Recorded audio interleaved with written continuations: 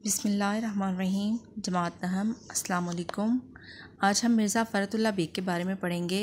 Mirza फ़रतुल्लाह bag का अपना ही अलग से मजाज है। वो तंज़ो मज़ाक की दुनिया में अपना मुकाम कायम कर चुके हैं। मिर्ज़ा फ़रतुल्लाह बेग 1883 में पैदा हुए और 1947 में उन्होंने वफ़ात पाई।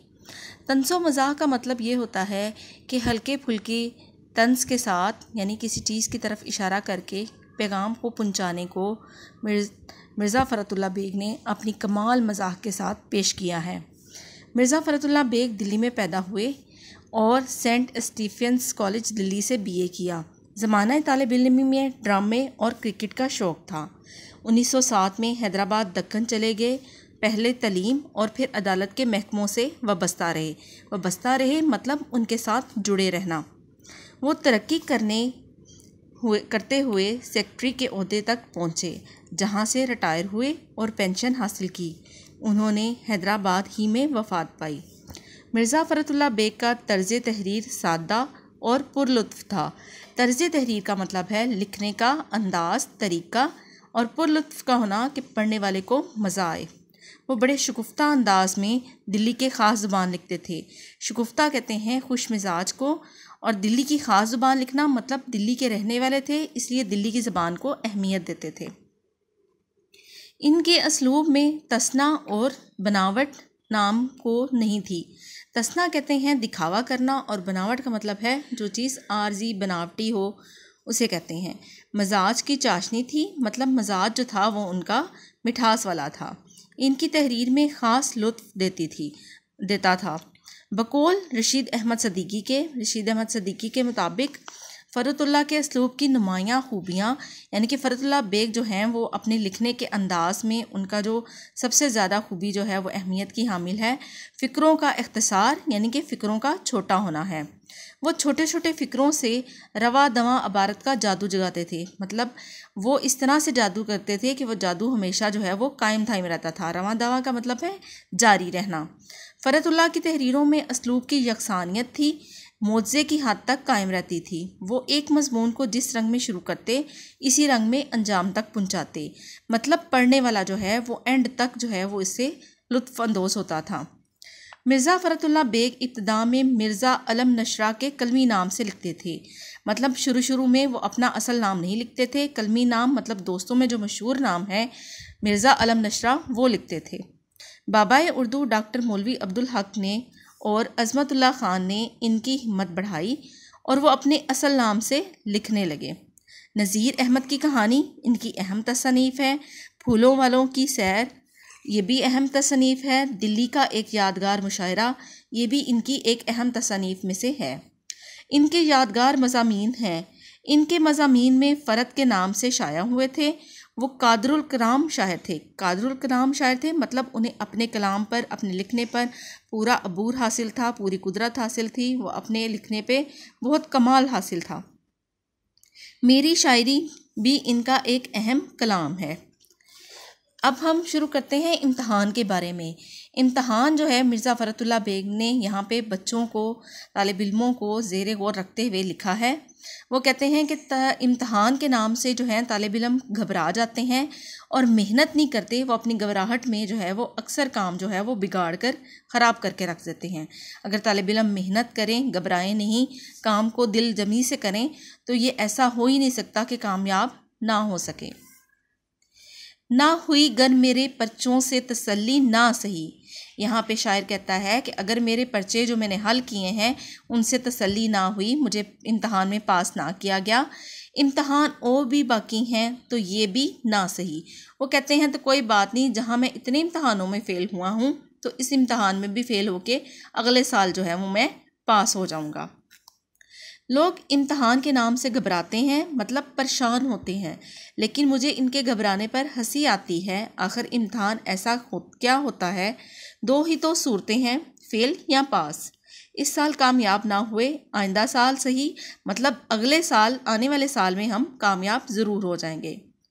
मैं अपने दोस्तों और हम जमातों को देखता था कि जूं मतलब जैसे जैसे इम्तहान के दिन करीब आते जाते थे, मतलब इम्तहान का वक्त आ जाता था, इनके हवास, हवास जो है वो हिस की जमा होती है, इसका मतलब है महसूस करना। इनका दिमाग मुतखल हो जाता था। मुतखल हो जाना मतलब जो है वो इनका दिमागी तौर पर गड़बड़ हो जाना, पढ़ें कि ना पढ़ें मतलब इंसान गड़बड़ में रह जाता था। और इनकी सूरतें इतनी सी निकल आती थी, बंदे पर इम्तहान का ना रत्ती बराबर असर था। यहाँ वो मुसन्निफ़ की बात करते हैं, बंदा करके उसको मुखातिब करते हुए कहते हैं कि जो मुसन्निफ़ है वो कहता है कि मेरे पे ज़रा सा भी जो है वो इम्तहान का असर नहीं है। रत्ती का मतलब होता है ज़रा सा, और ना अब भी इसके ख़त्म हो जाने का अफसोस है। उम्मीदवारों का मजमा, उम्मीदवार कहते हैं तालिब इल्म जो इम्तहान के लिए अप्लाई करते हैं, का मजमे के मतलब है गिरोह। नई नई सूरतें, अजीब अजीब ख़यालात, ये ऐसी चीज़ें हैं जिनसे कभी दिल सैर नहीं होता। दिल सैर नहीं होता मतलब दिल जो है वो भरता नहीं। जी चाहता है कि तमाम उम्र इम्तहान होते जाएं, लेकिन पढ़ने और याद करने की शर्त उठा दी जाए। वो कहते हैं इम्तहान इसी सूरत में देना है कि पढ़ने और लिखने की शर्त ना हो, बस इम्तहान देने की शर्त हो। मेरी सुनिए कि 2 साल में लॉ क्लास मतलब कानून की पढ़ाई का कोर्स पूरा किया। कोर्स पूरा करना मतलब जो उससे रिलेटेड दरसी कुतब हैं उसके बारे में बता रहे हैं। मगर किस तरह शाम को यारों के साथ टहलने निकलता, वापसी के वक़्त लॉ क्लास में भी झांका था, मतलब वहाँ भी देखा था कि वहाँ क्या हो रहा है। मुंशी साहब दोस्त थे और लेक्चरार साहब पढ़ाने में मुस्तगरक का मतलब होता है डूबे होना।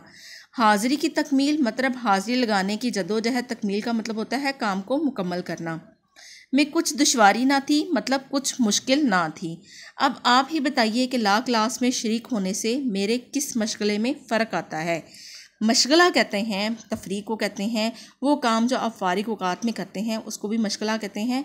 फ़र्क आना मतलब वो इसमें कोई चीज़ में कोई फ़र्क नहीं आता था, मतलब इसे कोई फ़र्क नहीं पड़ता था कि मेरी पढ़ाई में लॉ क्लास में मुझे काम करना है या नहीं करना है।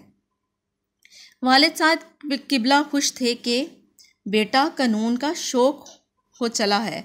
किसी ज़माने में बड़े बड़े वकीलों के कान कतरेगा। कान कतरने का मतलब है कि मुकाबला करना।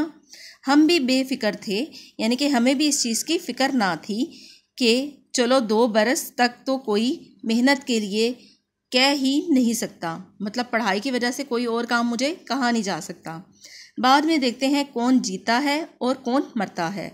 लेकिन ज़माना आँख बंद किए गुज़र गया। ज़माना आँख बंद करके गुज़र गया मतलब ये एक मुहावरा है कि वक्त कितनी तेज़ी से गुज़र गया। 2 साल ऐसे गुज़रे जैसे हवा। वो कहते हैं 2 साल ऐसे गुज़री है जैसे हवा तेज़ी से गुज़र जाती है, इसके गुज़रने का अंदाज़ा भी नहीं हुआ। जैसे लॉ क्लास का सदाकतनामा भी मिल गया। सदाकतनामा मतलब कहते हैं सबूत मिल जाना, मतलब रोल नंबर स्लिप अब उन्हें मिल गई थी। अब क्या था, वालिदान इम्तहान वकालत की तैयारी के लिए सर हो गए मतलब मेरे पीछे पड़ गए। मगर मैं भी एक ज़ाते शरीफ हूँ मतलब भला मानस लड़का हूँ, आदमी हूँ। एक बुढ़िया और बुढ़े, बुढ़िया से मुराद उनकी अपनी माँ है और बुढ़े से मुराद उनकी जो है वो अपना बाप है, को धोखा देना क्या बड़ी बात सही। मैंने तकाज़ा किया मतलब मैंने मुतालबा किया कि अलहदा कमरा मिल जाए तो मेहनत करूँगा। यानी कि उसने, मुसन्निफ़ ने मुतालबा किया कि मुझे अलहदा कमरा दे दें जिसमें मैं अलग बैठ के इम्तहान के अच्छे तरीके से तैयारी कर सकूं। बाल बच्चों की गड़बड़ में मुझसे कुछ पढ़ाई नहीं होगी। गड़बड़ कहते हैं परेशानी में, और कुछ पढ़ाई ना होना मतलब ये है कि बच्चों के शोर में मैं पढ़ नहीं सकता, मैं डिस्टर्ब हो जाऊंगा। चंद रोज़ इसी हीले से टाल दिए। हीले